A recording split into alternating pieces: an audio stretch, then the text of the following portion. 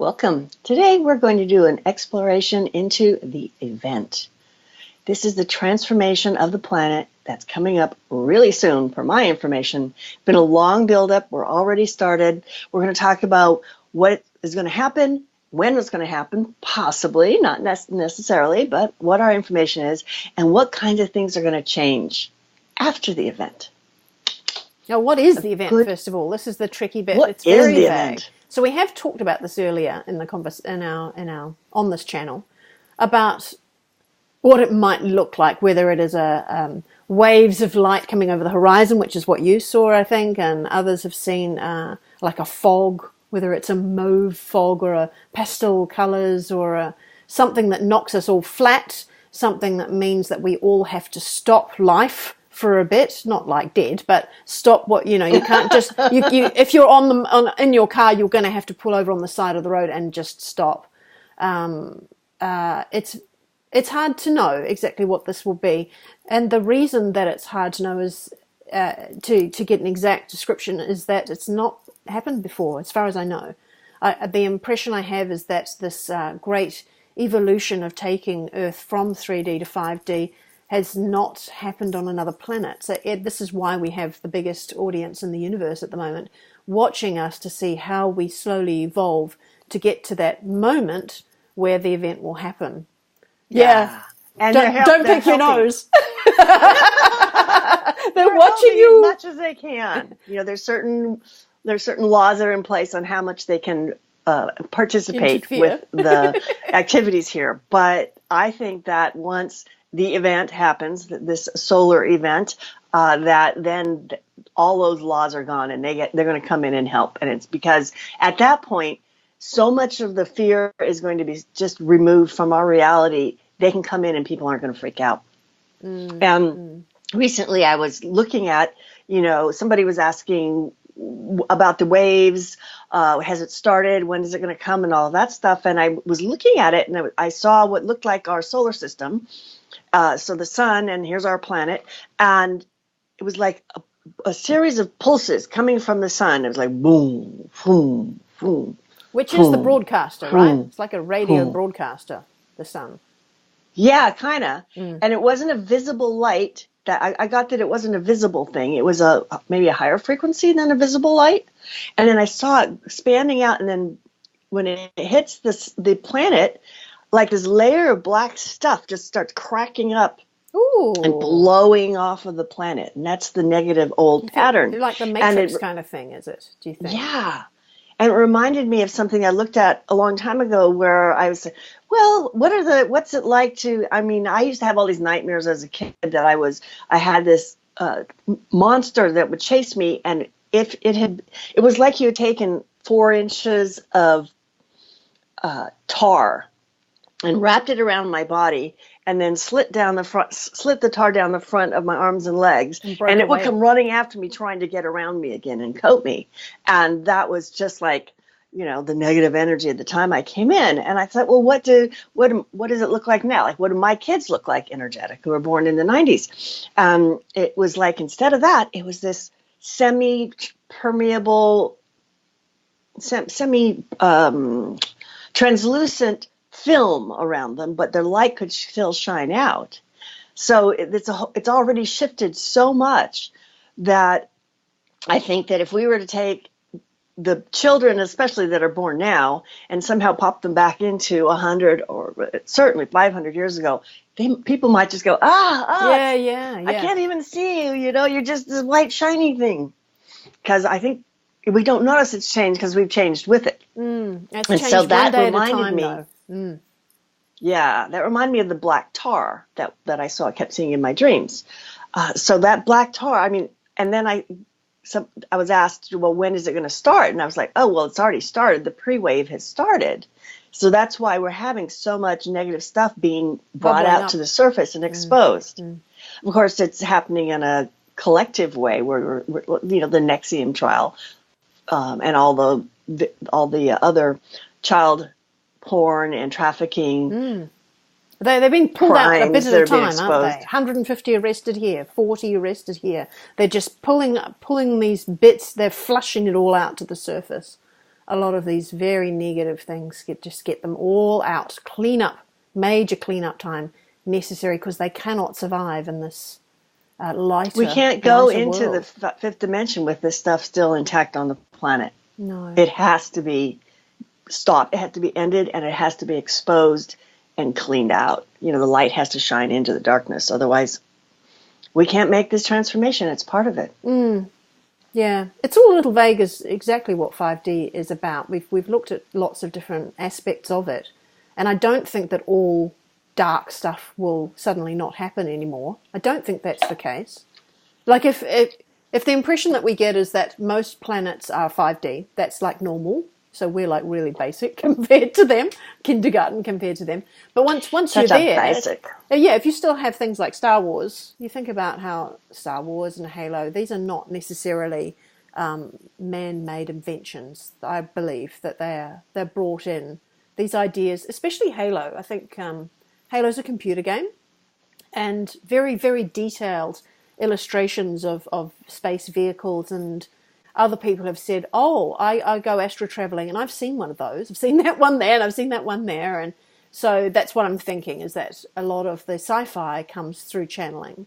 They don't even realize that they're doing it. Oh, here's a great idea. Well, yeah. That idea was just given to you. Yeah. It already exists. It does.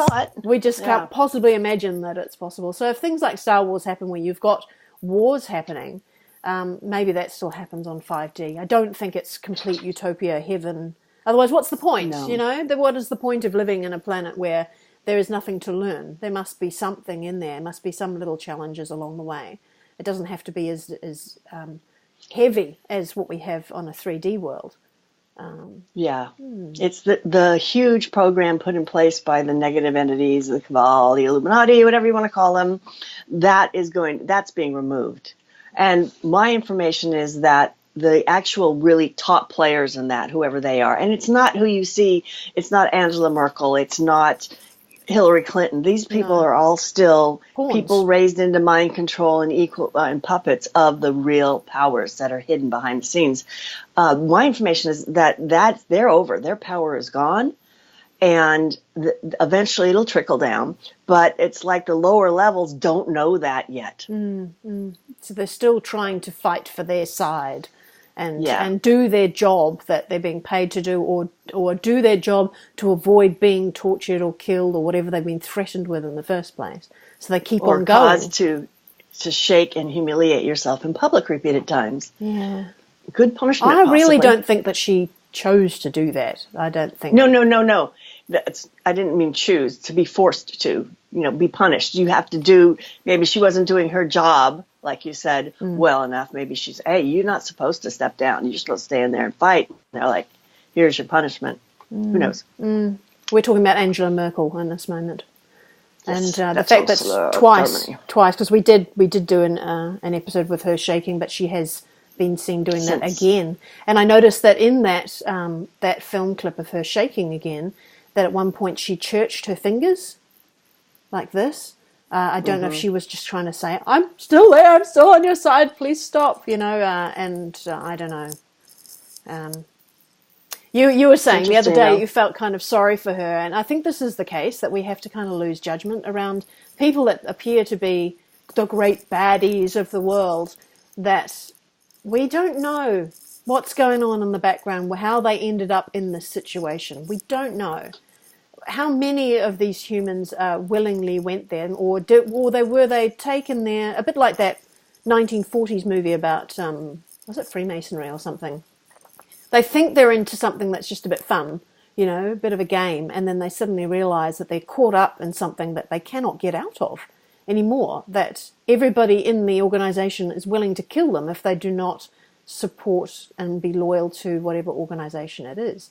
We just don't know the backstory to all these things, and we're better to, well, of course we want to clean it up, right? We can't judge Spreading them. a lot of judgment and hate into the environment of these people who are born into the bloodline families, raised in MK Ultra, all of that doesn't shift this reality. No. Those are the components of the old reality. Yeah. I think, being able to have compassion for these puppets, they've done evil shit, but They have to be made they're accountable. also being used. Yeah.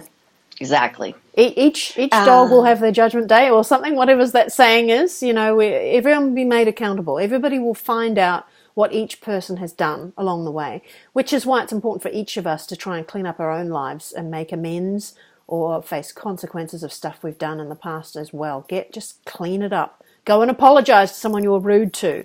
If you were horrible to somebody who's no longer here, then go and help somebody in a way that would be like you would have done to them to make amends.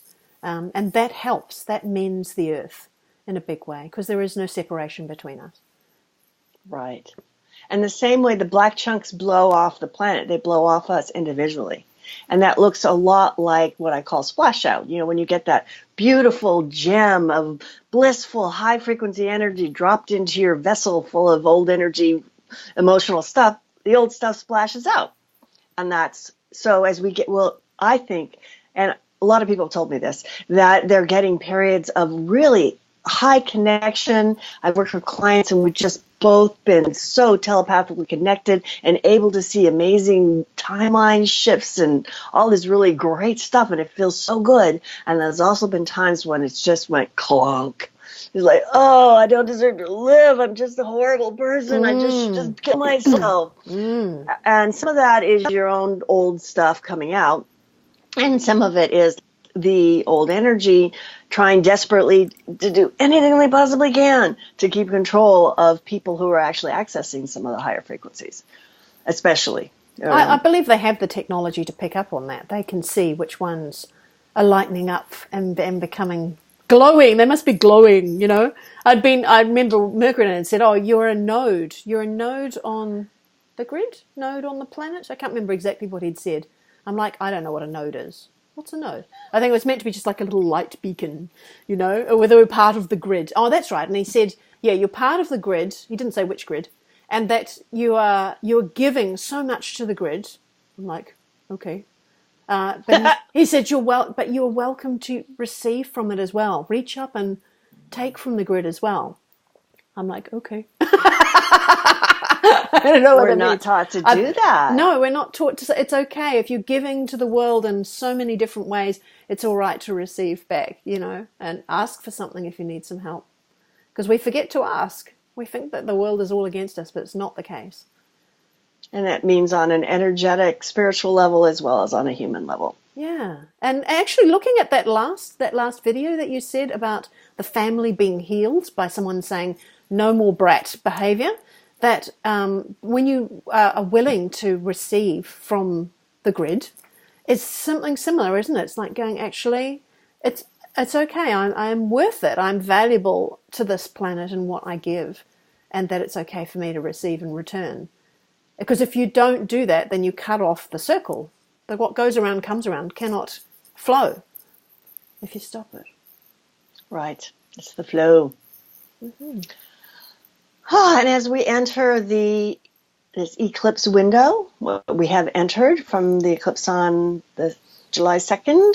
For 2 weeks, isn't it? Third for you, yep. And the next one that's coming up around the 14th, I think, of July. This is a really good period of time to, because of the polarity of the Saturn and Pluto in Capricorn representing the old energy, and then the Sun, the Moon, and the North Node, which is your path forward, over in Cancer, which is the nurturing energy. It's nurturing yourself, nurturing others, nurturing the planet, being gentle, and being the kind of mother that is. It's a feminine energy. Capricorn is a masculine energy. So it's more of and it's water, so that it can be really emotional too.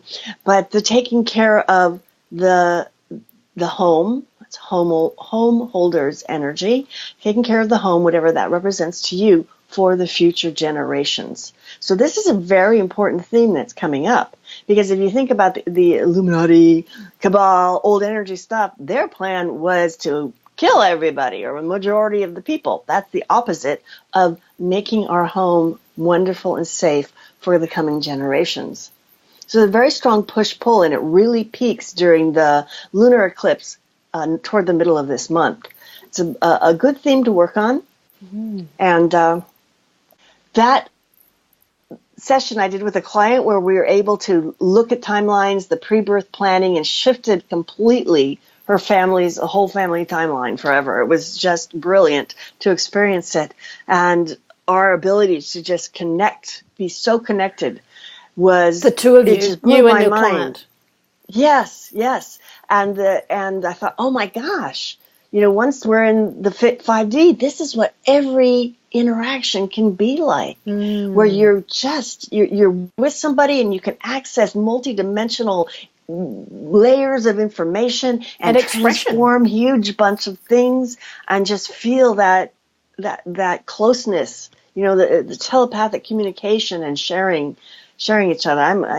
It's good stuff. So if you can get that intimate in a communication, then I guess this is also why we've been given the instruction to work on ourselves and clear our baggage and learn to fully accept ourselves, looking at the shadow work and all that kind of stuff, that to work towards being able to say, this is it, man, this is me, this is the best I be. This. Sometimes I'm rotten and sometimes I'm naughty and sometimes I eat ice cream and sometimes I swear, and be able to accept yourself, obviously always trying to be a better person, but to be able to accept and be honest and open about that. Because if you start getting to those very deep telepathic communications, you can't hide anything, right? If you said to me, let's both go into this business, and secretly you're going, oh, but I'm going to take advantage of you, then I know it instantly, right? So there's no hiding. Or if even sometimes when we're being diplomatic, we do that all the time in our communication, and that won't happen anymore.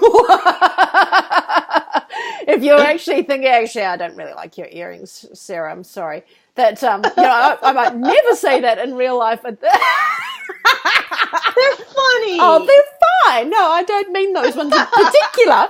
But that you would know instantly and that you'd probably have compassion at the same time, because I'm feeling guilty about your earrings not feeling, do you see what I mean? There'd be so many layers to it, and you'd both be able to earrings. You both read each other, and it would be totally transparent, and you could see everything going on. So you'd have to get to the point where you just have to laugh together and go, okay, all right, yeah, you don't like my earrings, that's fine, I like them, and I can see that you didn't really want to tell me that, so I get that as well. Do you see what I mean? It's like the whole thing will be out in the open, all your cards are on the table, and there would be nothing to hide. So you have to get to that point where you stop hiding. And this has been a big lesson for me too, because there's so much of me, I've been always so scared to fully express myself, in case somebody feels small or incompetent, or that I might offend somebody, or I'm scared of people's reaction if I'm actually being myself, for so many years, and to get beyond that to the point where I have to go, this is me, I'm this big, and that's just it. I'm not going to pretend to be small to make you feel better or whatever. We have to get to that point where we can fully accept ourselves. Yeah. And it's possible to live in the 5D now. We can go before the whole mass of the planet goes. Bless you. And recently I was looking at my experience of having the vision with all the rainbow waves of light and the incredible buzzing, blissing, lovely feeling as I rose up, and I thought, oh no, I'm going to vibrate out of 3D. I won't be here for my kids. And I shut it down. And I kind of regret that, because the information I got recently was, no, if you're willing to go, you create this vortex and brings all your loved ones with you. Yeah, yeah. So your kids will come with you. Your pets will come with you. There's no stopping us now. And hopefully, the timeline that I got was within 2.5 years at the most. Really? We've already delayed it for decades. So, I'm at the point where if I'm not going to delay any longer. I think on a public level, with all the exposures of the dark stuff in the underworld and all that, that we've got enough of that cleaned up, or pretty close to enough of that cleaned up, that we can make that shift and it won't be, too traumatic. I'm ready. Let's do it. But the event thing will be, I do. The event thing will be a very definitive thing, though, right? Yeah.